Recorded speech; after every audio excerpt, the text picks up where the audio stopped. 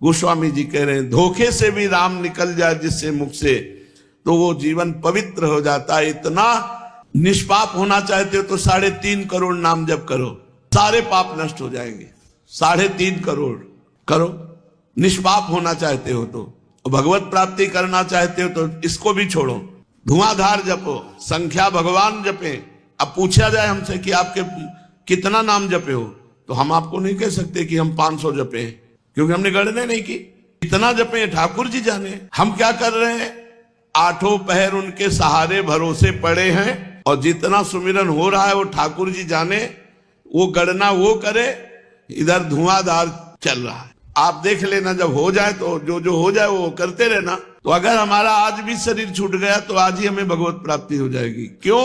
क्योंकि हमने गणना नहीं की, हम तो भरोसा आपका रख करके सुमिरन करते रहे हैं। अब जितने में आप राजी हो जाओ, 1 नाम में राजी हो जाओ, 10 नाम में राजी हो जाओ, 3 करोड़ में, 5 करोड़ में, 10, वो तुम्हारी बात है। हम तो धुआंधार जप रहे, तुम गणना करते रहो। वो हमारी श्रद्धा है कि एक राधा नाम में पूरा निष्पाप हो जाएगा। हमारी श्रद्धा है राधा निष्पाप हो गया, हमारी श्रद्धा है ये। यथा माम प्रपद्यन्ते तास तथैव भजाम्यहम्, जैसा जो भाव करता है भगवान उतने में ही राजी हो गए। तुलसी जाके मुख से धोखे निकसत राम, आके पग की पग तली और मोरे तनु की चाम, कि उसकी पग तली और मेरा शरीर, गोस्वामी जी कह रहे इतना वो पावन हो जाता है। कितनी बढ़िया परंपरा अपने देश में थी। कोई भी मिले, भैया राम राम, तो बोले राम राम राम राम। वो 2 बार बोले, वो 4 बोले, हेलो हाय, ये चला है। कैसा नरक वाली बातें चल गई हैं, बॉयफ्रेंड गर्लफ्रेंड, हेलो हाय, ये चल। कम से कम इतना तो था कि भगवान का नाम उच्चारण करते थे। एक गांव के मतलब प्रथा है, राम राम भैया, बोले राम राम राम राम, ताऊ जी राम राम, नाम भगवान का उच्चारण कर रहे। तुलसी धोखे निकसत राम, जाके मुख से धोखे, वो तो जानबूझ के राम राम कह रहे, उनका कल्याण नहीं हो जाएगा। सुबह सुबह कितने सैकड़ों लोगों से आपस में राम राम करते थे, हरि हरि राधे राधे करते थे। अब आज समय आया है कि भगवान का नाम उच्चारण, ये तो धाम है, यहाँ तो बोलना ही पड़ेगा राधे राधे, नहीं तो फिर यहाँ की दैवी शक्तियां तुम्हें डंडे लगाएंगी अगर नाम नहीं बोलोगे तो। यहाँ तो बोलना ही पड़ेगा, सुनना ही पड़ेगा राधा राधा। अगर आप निष्पाप होना चाहते हैं तो 3.5 करोड़ नाम जप। 2-4 माला जपने वाले पूछते हैं कि 6 महीने से सत्संग सुना, नाम जप शुरू किया, अभी कुछ बदला नहीं। बदलेगा, पहले निष्पाप तो हो, और निष्पाप होने के लिए 3.5 करोड़ नाम जपने की आवश्यकता है शास्त्रीय पद्धति से। वो एक में रीझ जाए उनकी बात अलग है, लेकिन अगर सिद्धांत से निष्पाप होना चाहते हो तो 3.5 करोड़ नाम जप करो। यार करो, कोई नियम ले 3.5 करोड़ का, कि भाई हम 3.5 करोड़ नाम जप करते हैं, नियम ले लो, निष्पाप हो जाओगे। हमारी श्रद्धा तो एक राधा नाम में निष्पाप होने की। एक नाम त्रैलोक ही तारे, जो न ले सो जन्म ही हारे। एक नाम त्रिभुवन को तारने की सामर्थ्य रखता है, पर वो नाम पुकारने की स्थिति आ जाए। एक बार जिन नाम ली हित सो होए अति दीन, ताको संग न छाण ही ध्रुव अपनों के। अब तो हम निहाल हो गए भाई, करोड़ 2 करोड़ 3 करोड़ नहीं, एक बार जिन नाम ली हित सो होए अति दीन। पर हित सो प्रेम से, अति दीन होकर जहां पुकारा राधा, सब बात बन गई। तो हम बार बार राधा राधा जपे, कभी वो एक बार तो निकल ही जाएगा ऐसा हित से दीन होकर, हमारी बात बन गई। सब शास्त्रों में नाम को ही मुक्ति का सर्वश्रेष्ठ साधन बताया गया है। ये सबके लिए सुलभ है, सहज है। अपने पास तो हर तरह के जन आते हैं। 50-50 वर्ष हो गए समय बर्बाद करते हुए, अन्य साधनों में कुछ नहीं मिला। मेरी बात मान लो, पूरा जीवन लगा करके बात हम आपको बोल रहे हैं। कोई ऐसा नहीं कि अभी जुड़े और हम सुना के तुम्हें कह रहे नाम जप करो नाम जप करो, नहीं, खूब अनुभव करके कह रहे हैं। और बहुत एकाग्रता पूर्वक, तन्मयता पूर्वक जीवन कटा है। ना कोई मित्रता, ना किसी से मतलब, ना कोई व्यवहार, बस एकमात्र धुनी परमार्थ की रही है। उसी धुनी का अनुभव करके हम आपको बताया है कि नाम सर्वश्रेष्ठ है। नाम नाम नाम में लगो, ये तुम्हारा महामंगल कर देगा। हर पल हर क्षण तुम अपने अंदर बल का अनुभव करोगे यदि नाम जप कर रहे हो। ये कलिकाल है, ये तुरंत बुद्धि को मलिन करके भ्रष्ट करता है। इसलिए यदि नाम चल रहा है तो कलयुग का कोई प्रभाव तुम्हारे ऊपर नहीं पड़ेगा, कलयुग का कोई अस्तित्व नहीं रहेगा, तुम बेपरवाह हो जाओगे। नाम मिटा देगा कलयुग के प्रभाव को। कलौ ब्रह्म वदिष्यन्ति न करिष्यन्ति केचन। मैं हाथ उठाकर प्रतिज्ञा पूर्वक कहता हूं कि कलयुग पीड़ा ही पीड़ा पहुंचाएगा, ऐसे कार्य करवाएगा जिससे दुर्गति ही होगी। इसलिए दिन रात नाम सुधा का पान करो। नाम से मोक्ष, प्रेम, ज्ञान जो चाहिए वो प्राप्त हो जाएगा। तुम भी आज हाथ उठाकर कहो, निर्भय होकर कहो कि आज से मैं केवल भगवान नाम का ही आश्रय लूंगा। श्री सीताराम दास जी, ओंकार नाथ जी महाराज कह रहे, तुम भी हाथ उठाकर कहो कि आज से मैं केवल एक ही साधन करूंगा, भगवान नाम जप। हरे नाम हरे नाम एव केवलम, कलौ नास्तेव नास्तेव नास्तेव गति अन्यथा। हरि नाम बस केवल हरि नाम का ही बल है। इस कलयुग में और कोई साधन और कोई गति दे सके ऐसा नहीं है। श्रीमद् भागवत महापुराण।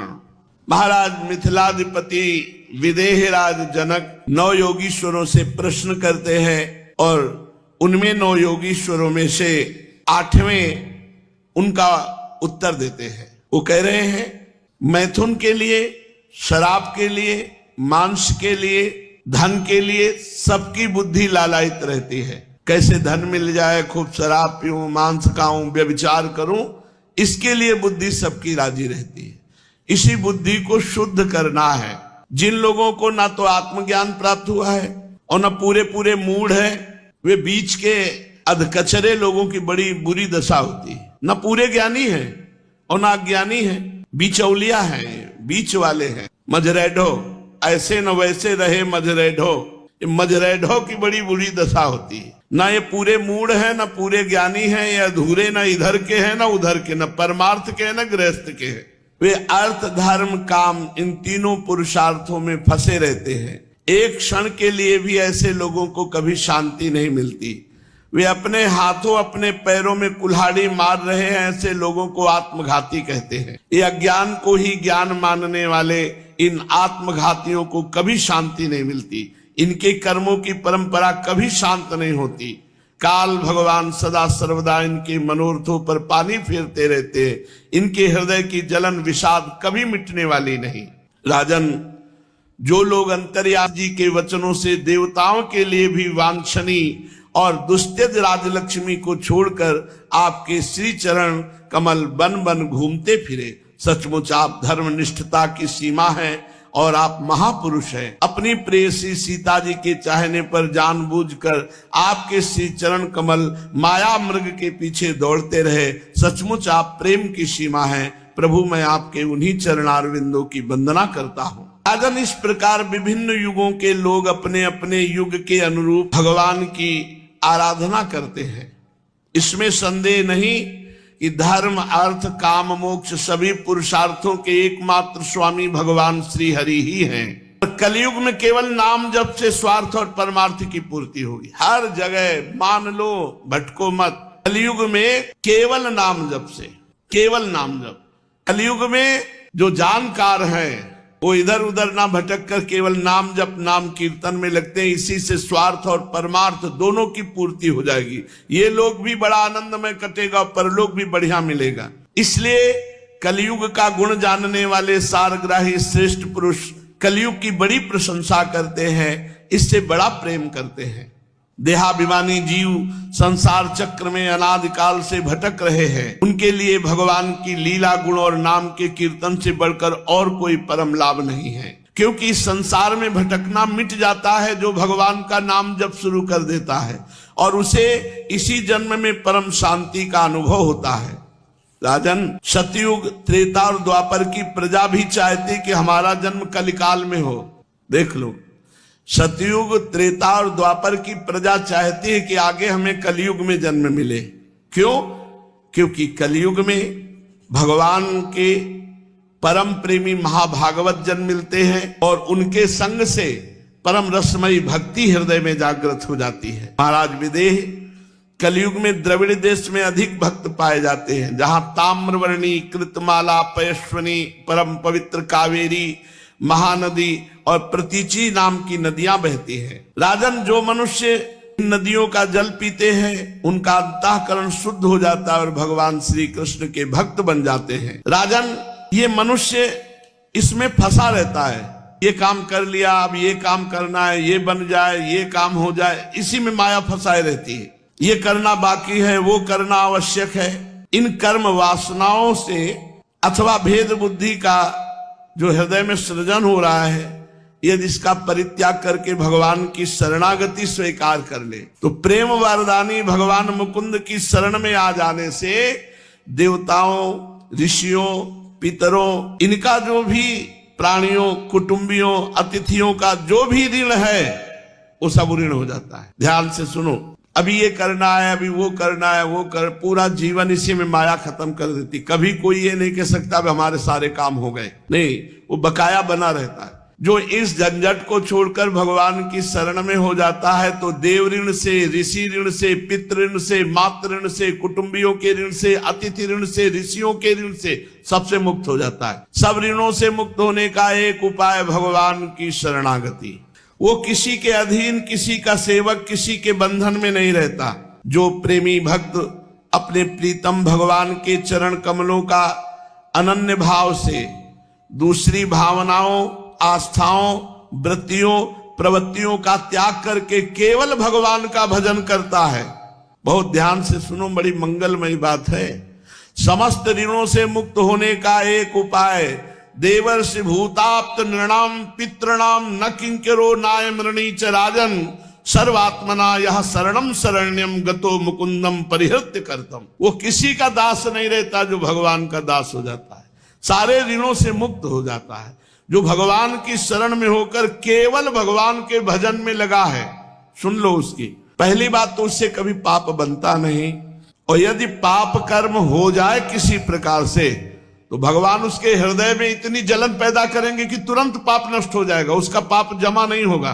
पहली बात तो भजन करने वालों से पाप बनता नहीं, पर यदि कभी कुसंग वसात पाप बन भी जाए तो ज्यादा देर टिकेगा नहीं, हृदय में इतनी जलन होगी कि वो पाप नष्ट हो जाएगा। भगवान उसके हृदय में जलन पैदा करके उसके पाप को धो बहा देते हैं। देवर्षि नारद जी कहते हैं, वसुदेव जी, मिथिला नरेश राजा निमि ने 9 योगीश्वरों से इस प्रकार भागवत धर्मों का वर्णन सुनकर बहुत आनंदित हुए। उन्होंने अपने ऋत्वज और आचार्यों के साथ ऋषभ नंदन 9 योगीश्वरों की पूजा की। इसके बाद सब लोगों के सामने देखते देखते वो 9 योगीश्वर अंतर्धान हो गए।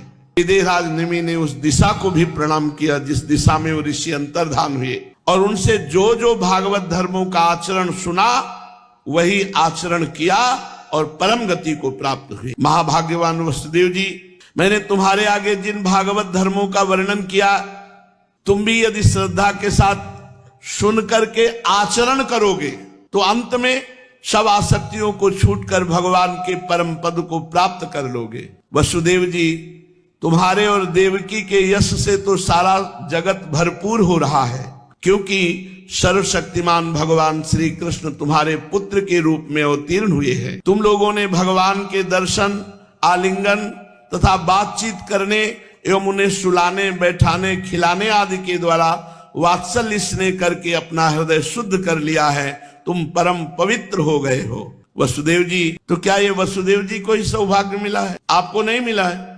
आप अपने घर में ठाकुर विराजमान करके उनको स्नान कराते हैं, उनको भोग पवाते हैं, उनको शयन कराते हैं, उनको उठाते हैं। ये सौभाग्य जो वसुदेव जी को प्राप्त हुआ वो आपको भी प्राप्त है। वही ठाकुर जी हैं। जब आप शयन कराए तो शयन कराने के पहले उनको छाती से लगाइए, सिंहासन से शयन गृह तक ले जाने के लिए छाती से लगाइए, उनको आलिंगन कीजिए, थोड़ी देर छाती से लगा के रखिए, फिर शयन कराए तो उनके चरण चापिए, फिर धीरे से कोमल वस्त्र ऊपर से उड़ाइए, फिर देखिए अपने ठाकुर जी को शयन मुद्रा में है, नींद नहीं आ रही नींद, और चरण दबाइए, फिर देख लीजिए, हाँ अब भावना में देखा कि अब अलसाए हुए नेत्र, अब शयन चुपचाप वहां से निकल। ये वैसे ही फल मिलेगा जैसे वसुदेव जी को, जैसे नंद यशोदा को, वही फल आपको मिलेगा यदि आप अपने ठाकुर को 8 पहर दुलार कर रहे हैं। तुम लोगों ने भगवान के दर्शन, आलिंगन और बातचीत करने, सुलाने, बैठाने, खिलाने आदि के द्वारा वात्सल्य स्नेह करके अपना हृदय शुद्ध कर लिया। तुम परम पवित्र हो गए हो वसुदेव जी। शिशुपाल, पौंड्रक और शाल्वादि राजाओं ने तो वैर भाव से भगवान श्री कृष्ण की चाल ढाल, लीला विलास, चितवन, बोलन आदि का स्मरण किया, तो भी नियमानुसार नहीं।